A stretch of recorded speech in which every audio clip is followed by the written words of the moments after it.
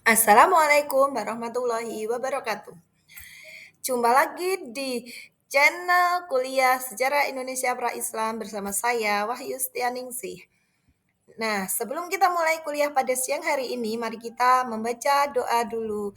Bersama-sama membaca basmalah bersama. Bismillahirrohmanirrohim. Nah, hari ini kita akan mempelajari tentang tumbuh dan berkembangnya kebudayaan di Nusantara masa pra-aksara. Subca PMK di hari ini adalah subca PMK yang kedua. Mahasiswa mampu menguraikan secara kronologis proses tumbuh dan berkembangnya kebudayaan di Nusantara pada masa praaksara dan mampu membuat peta teori asal-usul nenek moyang bangsa Indonesia. Untuk mengkaji subca PMK kedua ini, saya membagi menjadi 3 materi. Yang pertama tentang perkembangan bumi, yang kedua tentang pelaku-pelaku zaman praksara, dan yang ketiga adalah tumbuh dan berkembangnya kebudayaan manusia praaksara. Oke, kita akan mengkaji ke bagian yang pertama, yaitu tentang proses terbentuknya bumi. Ada yang tahu bagaimana proses terbentuknya bumi? Bumi bisa kita tinggali sekarang? Ya, di sini ada 4 teori yang akan kita kaji. Yang pertama tentang teori pasang surut gas, kedua teori tentang ledakan besar, yang ketiga teori nebula, dan yang keempat teori bintang kembar. Ada yang tahu tentang teori bintang kembar atau ledakan besar? Nah, kita kaji satu-satu ya. Untuk teori ledakan besar, kita kenal dengan teori Big Bang, yaitu ada gumpalan besar tersebut meledak yang sangat dahsyat sehingga membentuk galaksi-galaksi. Nah, ini ada video tentang proses terbentuknya planet bumi selama 5 miliar tahun. Nah, dari video yang sudah kalian tonton ini, silakan kalian simak ya video di atas. Bisa kalian klik itu gambar YouTube itu. Nah, dari video itu kita akan lihat ternyata bumi itu terbagi menjadi 4 zaman. Yang pertama zaman Arkaikum, yang kedua Paleozoikum, yang ketiga Mesozoikum, yang keempat teori atau zaman Neozoikum. Nah, pada zaman Arkaikum ini belum ada kehidupan karena bumi masih berupa zat panas, jadi tidak ada yang bisa menempati. Kemudian zaman Paleozoikum, baru ada makhluk hidup bersel satu mikroorganisme yang bisa hidup di zaman ini. Dan yang ketiga adalah zaman Mesozoikum. Nah, apakah manusia praaksara sudah ada di zaman Mesozoikum? Ternyata belum, karena baru hewan-hewan reptil yang kalian kenal dengan dinosaurus. Maka ada yang sudah nonton Jurassic Park, pasti kalian tahu bagaimana dinosaurus di masa Mesozoikum yang begitu banyak sekali.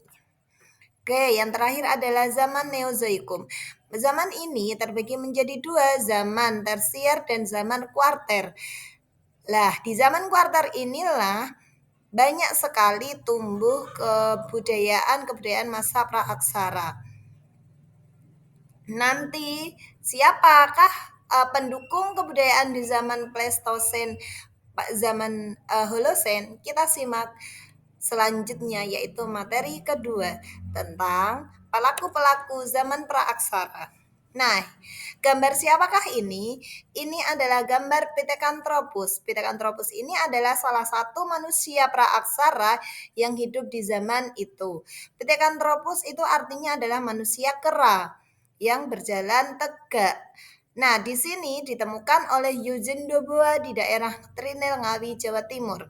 Pithecanthropus ini bentuknya itu keningnya ada tonjolan, hidungnya tebal, dan tumbuh dan tegap, tetapi tidak setegap Meganthropus. Yang kedua adalah Meganthropus paleojavanicus. Ciri-cirinya mereka ditemukan oleh Koningswald di daerah Sangiran, Jawa Tengah. Tulang pipinya tebal, mereka tidak punya dagu. Nah, untuk lebih jelasnya tentang Meganthropus paleojavanicus, kalian bisa klik link YouTube yang tersedia di gambar tersebut ya. Kemudian yang ketiga adalah Homo, manusia jenis Homo atau manusia cerdas. Di sini sudah punya volume otak sampai 1200 cc. Berdiri tegak dan berjalan lebih sempurna. Seperti apa kehidupan dan corak kebudayaan yang dihasilkan oleh manusia Homo? Kalian bisa klik di link YouTube itu ya. Lalu jenis-jenis manusia purba jenis apa yang tinggal di Indonesia? Nah, ada 3 jenis manusia purba yang hidup di Indonesia, yaitu ada Meganthropus, ada Pithecanthropus, dan ada Homo. Di masing-masing jenis ini ternyata ada spesiesnya.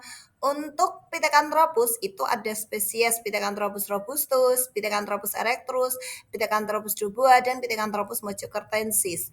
Sedangkan untuk Homo itu ada Homo soloensis, Homo sapiens, dan Homo wajakensis. Nah, itu peta tersebut adalah peta persebaran tentang manusia-manusia purba yang ada di Nusantara. Jika kita lihat bersama, ternyata banyak yang tinggal atau yang hidup di daerah Bengawan Solo. Dari Surakarta, Ngandong, Mojokerto, Trinil, itu adalah daerah-daerah aliran Sungai Bengawan Solo. Nah, berarti ini menunjukkan bahwa di daerah Sangiran, atau kalau kalian mau mengkaji lebih dekat, lebih lengkap, kalian bisa datang ke Museum Sangiran. Lalu ini adalah kita lanjut ke bagian ketiga tentang tumbuh dan berkembangnya kebudayaan masa praaksara.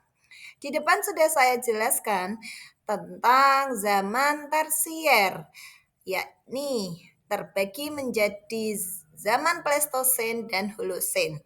Untuk Pleistosen itu terbagi menjadi 2, yaitu kebudayaan Pacitan dan kebudayaan Ngandong. Untuk kebudayaan di zaman Holosen itu ada zaman batu dan zaman logam. Nah, di zaman batu ini nanti akan terbagi lagi menjadi berapa zaman kah? Ya, kurang lebih ada 4 zaman, yaitu zaman Paleolitikum, batu tua, 2 zaman Mesolitikum, yang ketiga Neolitikum, dan yang keempat Megalitikum. Lalu seperti apa kebudayaan Pacitan? Nah, ini adalah kebudayaan Pacitan. Kebudayaan Pacitan itu dulu ditemukan oleh Koningswald. Dia banyak menemukan di daerah Jawa Timur.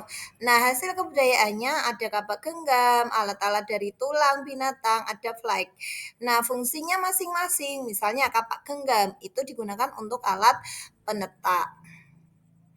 Nah, itu gambarnya ya. Kemudian yang kedua adalah kebudayaan Ngandong. Kebudayaan Ngandong ini adalah hasil dari peradaban manusia Homo dari jenis Soloensis dan Wajakensis. Hasilnya itu berupa alat serpih, berupa pisau atau alat penusuk. Ini daerah Ngandong ya. Nah, kemudian yang ketiga adalah zaman Holosen. Hasil kebudayaan zaman Holosen tadi ya terbagi menjadi 3, Mesolitikum, Neolitikum, dan Megalitikum. Nah, manusia pendukung kebudayaan Holosen itu adalah manusia Homo soloensis dan Homo wajakensis. Lalu seperti apa hasil kebudayaan Holosen? Nah, kebudayaan Holosen hasilnya adalah kejongan modinger, aprisosros, kapak genggam, dan alat-alat dari serpih. Apa itu kejongan modinger? Tumpukan sampah dapur, yakni tumpukan kulit kerang dan siput yang telah membatu. Banyak ditemukan di daerah pinggir pantai. Nah, yang satu adalah aprisosros. Itu banyak ditemukan di daerah pedalaman. Nah, itu. Kemudian kebudayaan masa Neolitikum. Ciri dari kebudayaan Neolitikum hasilnya adalah sudah lebih halus dibandingkan kebudayaan yang Mesolitikum. Untuk Neolitikum, ciri khasnya juga manusia pendukungnya sudah hidup menetap atau sedenter dan mereka sudah tidak lagi food gathering atau hanya mengkonsumsi, tetapi mereka sudah food producing, yaitu mereka menghasilkan makanan. Jadi makanan itu tidak habis, sekali makan habis itu tidak, tapi disimpan. Nah, itu adalah hasil kebudayaannya ya. Ada kapak genggam dan ada kapak persegi. Nah, kemudian ini adalah kebudayaan masa megalitikum. Hasil dari kebudayaan megalitikum adalah batu besar. Jadi hasilnya juga berupa bangunan besar. Satu, menhir. Dua, dolmen. Kubur batu, kemudian berupa sarkofagus dan patung. Menhir itu adalah patung tugu batu untuk tempat pemujaan.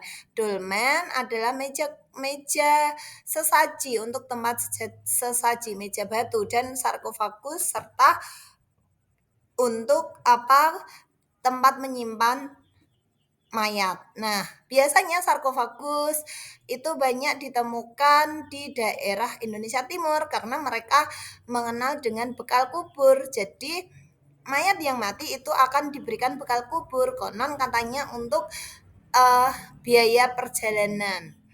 Nah, kemudian hasil kebudayaan pada zaman perunggu.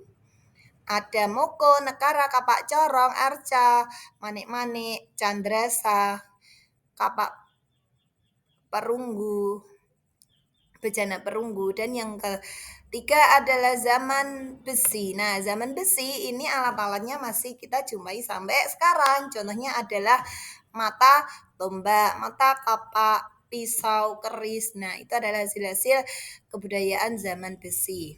Nah, dari hasil-hasil kebudayaan zaman praaksara, maka kita sebagai generasi muda harus bangga dan mempunyai cinta tanah air terhadap peninggalan-peninggalan bersejarah lainnya. Oke, untuk mengukur hasil ketercapaian ini silahkan kalian semua bisa mengisi lembar evaluasi yang ada di link tersebut. Bisa kalian scan barcode link tersebut.